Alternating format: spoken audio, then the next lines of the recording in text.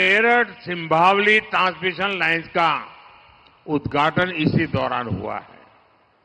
कर्नाटक के कोप्पल में wind energy zone से ट्रांसमिशन लाइन्स का उद्घाटन भी किया गया है। நண்பர்களே, நான் இப்போது கூறவிருக்கும் தகவலை நீங்களும் சரி, தமிழ்நாட்டு மக்களும் சரி, நம் நாட்டு மக்களும் சரி சற்றே காது கொடுத்து கவனமாக கேட்க வேண்டும் என்று விண்ணப்பிக்கிறேன். சில நாட்கள் முன்பாகத்தான் தமிழ்நாட்டிலே பசுமை ஹைட்ரஜன் எரிபொருள் வாயிலாக இயங்கும் கலன் தொடங்கப்பட்டது.